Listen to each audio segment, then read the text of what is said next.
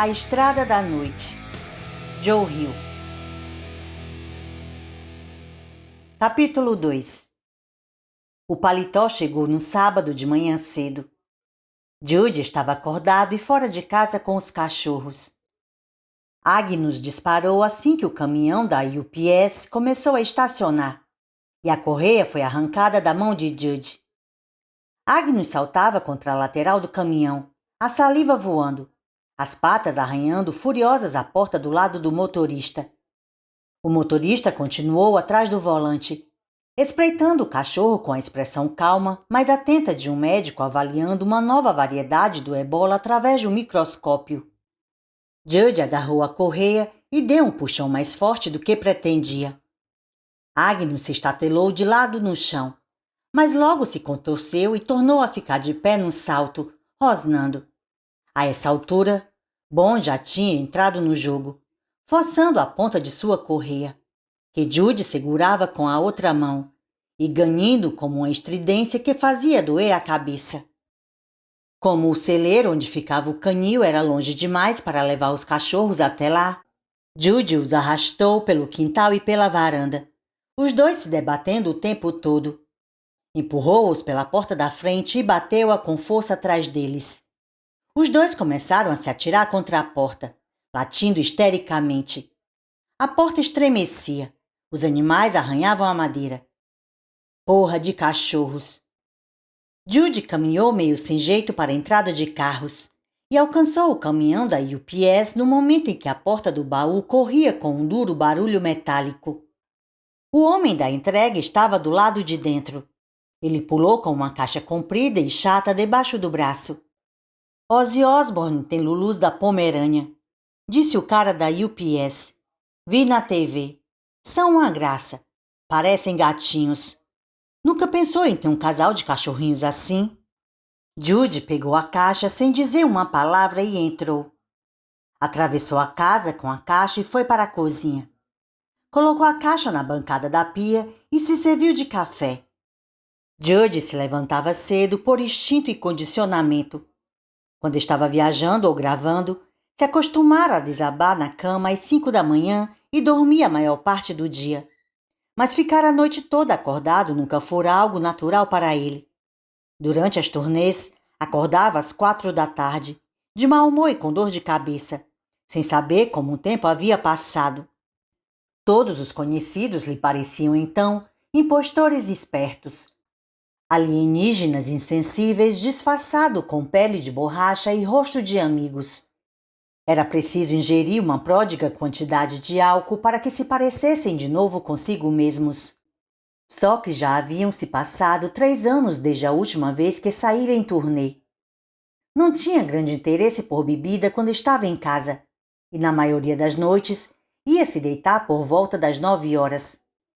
Com 54 anos de idade, voltara a se ajustar aos ritmos de vida que o tinham guiado desde que seu nome era Justin Kausinski. E ele ainda era garoto na fazenda onde o pai criava porcos. O filho da puta ignorante o puxaria da cama pelos cabelos se o encontrasse deitado quando o sol nascesse. Foi uma infância de lodo, cães latindo, arame farpado, instalações caindo aos pedaços, porcos guinchando e pouco contato humano. A mãe passava a maior parte do dia sentada na mesa da cozinha, com a expressão fixa, inerte, de alguém que tivesse sido lobotomizada. E o pai governava seus hectares de ruína e bosta de porco com os punhos e um riso raivoso. Jude já estava acordado havia muitas horas, mas ainda não tomara o café da manhã. Estava fritando bacon quando George apareceu na cozinha.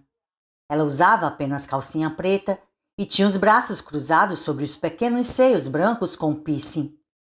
O cabelo preto flutuava em volta de sua cabeça no emaranhado discreto. Ela não se chamava realmente Georgia. Também não se chamava Amófina, embora tivesse adotado esse nome nos 2 anos em que fora stripper.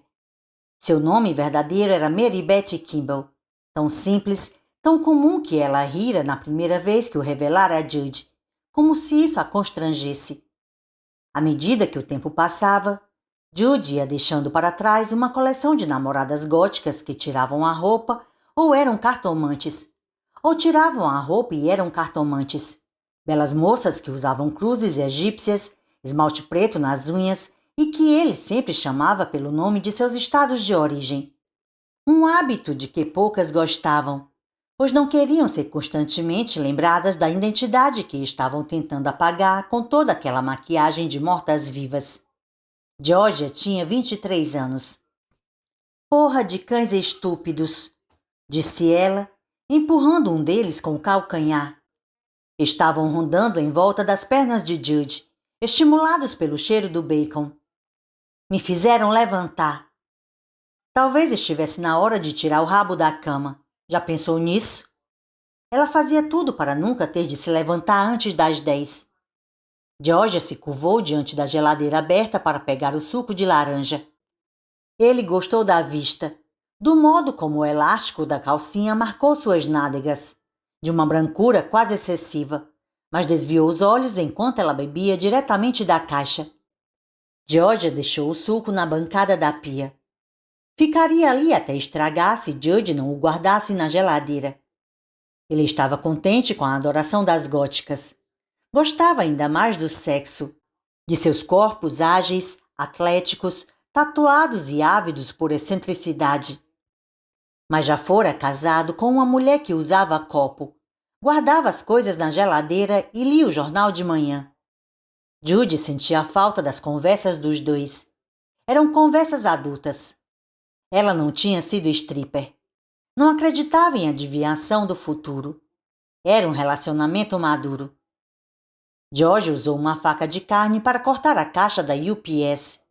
Deixou a faca na bancada da pia, com a fita adesiva grudada. — O que é isto? Perguntou ela. Havia uma segunda caixa dentro da primeira. Estava muito apertada dentro da outra e Georgia teve de puxar por um bom tempo até conseguir tirá-la e pousá-la na bancada. Era grande, brilhante e preta e tinha a forma de coração. Bombons às vezes vinham em caixas como aquela, embora ela fosse grande demais para bombons. E caixas de bombons eram cor-de-rosa, ou no máximo amarelas. Podia ser uma caixa contendo lingerie, só que Jude não tinha encomendado nada do tipo para dar a Georgia. Ele franziu a testa. Não fazia a menor ideia do que poderia haver ali dentro e ao mesmo tempo sentia que, de alguma forma, deveria saber. A caixa em forma de coração devia conter alguma coisa que ele estivesse esperando. — Isto é para mim? Perguntou ela. Georgia conseguiu puxar a tampa e pegou o que havia dentro, erguendo a peça para ele ver. Um paletó. Alguém mandara um paletó. Era preto e antiquado, os detalhes embaçados pelo plástico do saco de lavagem a seco onde fora colocado. Georgia levantou-o segurando pelos ombros e colocou-o na frente do corpo, quase como se fosse um vestido que estivesse pensando em experimentar, mas sobre o qual quisesse primeiro ouvir a opinião dele. Seu olhar era indagador, com um grande sulco entre as sobrancelhas. Por um momento ele não se lembrou. Não soube por que havia recebido aquilo. Quando abriu a boca para dizer que não fazia ideia se a encomenda era para ela, ouviu sua própria voz respondendo. — É o paletó do morto. — O quê? — O fantasma. Disse ele se recordando. — Comprei um fantasma. Uma mulher estava convencida de que o padrasto a estava assombrando. Então ela pôs o espírito inquieto à venda na internet e eu o comprei por $1000. Esse é o paletó dele. A mulher acha que o paletó pode ser a fonte da assombração. — Ah, legal, comentou Georgia. — E você vai usá-lo? Jude ficou surpreso com sua própria reação. A pele formigou. Ficou estranha e áspera, toda arrepiada. Por um momento irracional, a ideia lhe pareceu obscena. — Não, respondeu Jude, e Georgia lhe lançou um rápido olhar de espanto, pelo tom frio e sem energia da voz. O sorriso afetado de Georgia se fechou um pouco e ele percebeu que soara, bem, não assustador, mas momentaneamente sem vigor. Acrescentou. Não ia caber. Embora, na verdade, o poltergeist tivesse mais ou menos a sua altura e o seu peso quando vivo. Talvez eu use, disse Georgia. Não deixo de ter alguma coisa de espírito inquieto e fico sensual em roupas de homem. De novo uma sensação de choque, um formigamento na pele. Ela não devia usá-lo. O simples fato de George estar brincando com aquilo era desagradável, embora ele não soubesse explicar por quê. Não ia deixar que ela vestisse o paletó. Pelo menos naquele instante, não conseguia imaginar nada mais repulsivo. E isso tinha algum significado. Não havia muita coisa que Judy julgasse demasiado repugnante. Não estava habituada a sentir repulsa. O profano não o incomodava. Tinha lhe dado 30 anos de boa vida. Vou deixar lá em cima até descobrir o que fazer com ele, disse Judy, tentando falar num tom desdenhoso, mas não soando muito convincente. Ela o encarou, intrigada com o que estava abalando o autocontrole habitual de Judy, e puxou o plástico do saco da lavanderia. Os botões prateados do paletó cintilaram na luz. Era um paletó sombrio, preto como penas de corvo, mas aqueles botões, do tamanho de moedas de 25 centavos, lhe davam um caráter rústico. Com uma gravata bem fina, seria o tipo de coisa que Johnny Cash teria usado no palco. Agnes começou a latir, alto, estridente, um latido de pânico. Começou a recuar movendo o traseiro, a cauda baixa, esquivando-se do paletó. Georgia riu. É realmente assombrado, disse. Ela suspendeu o paletó na frente do corpo, sacudiu-o de um lado para o outro, atirou-o na direção de Agnes, deixando que roçasse nele, como a capa de um toureiro. Enquanto se aproximava do animal, ela imitava o som gutural prolongado de uma alma penada, seus olhos brilhando de prazer. Agnes recuou desajeitadamente, bateu no banco da bancada da cozinha e derrubou-o com uma pancada metálica.